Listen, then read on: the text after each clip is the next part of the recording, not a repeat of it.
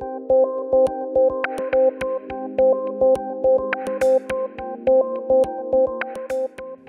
day, Adrian McDonald here from EMC. I'm delighted to be joined by Lucas Bree, our Vice President of Data Protection and Availability here in EMEA. And we're here today to talk about the far-reaching consequences of the EMC Global Data Protection Index. Here we are at the festive period of 2014. We've just had what we call Black Friday. We're about to have Cyber Monday. And we're again reminded of the fact that the entire world is going digital. In fact, the outcome of Black Friday and Cyber Monday is rumored to change the whole GDP numbers for the whole of the UK this year. So immense changes. We're more digitally dependent than ever. Our futures are more dependent upon IT than ever. Yet it seems from the index that EMC has just sponsored that there could still be problems in the air. In 2014, the only data that has matched our growing dependence upon the digital world is that around data protection and availability. In 2014, we had the first year where a CEO of a Fortune 50 company, that being Target in the US, was fired for a data breach. 40 million customer details and bank accounts, immense cost to Target, currently estimated at some $230 million in cost to Target. Likewise, another $200 million in cost to the US financial system. 10% of every bank account in the US compromised in one set of data breaches. So here we are, Luke, never more dependent upon digital, and we admit that we're losing 2.33 terabytes per year, which to me is the equivalent of 24 million emails and clearly an awful lot of bank accounts, for example. Candidly, from my perspective, I was both surprised at the size of what we admitted, but I also have the knowledge that in many accounts, the losses are far more. They're just not admitted. And also the knowledge that it really depends upon the type of data that you're losing. So clearly some is less essential, but there's certain types of data we genuinely can't lose. And I've already given some examples of where that plays out. What else does the survey say? I think a very important point is coming from the legacy investment our customer made for the past years. Yeah. And I think that the consequence is the numbers of technology they're using, the Right. numbers of vendors they're using.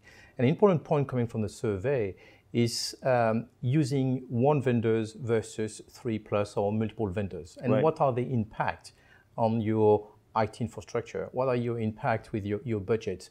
The survey is highlighting that's rough and tough. The customer is spending $3 million each year for those one using 3+ technology. Right. Versus the one using one. Right. The other consequence is they are losing 3 times more data. And I think our job is really to help our customers to standardize, simplify, integrate the infrastructure. That is a very important point when you have to prepare your future.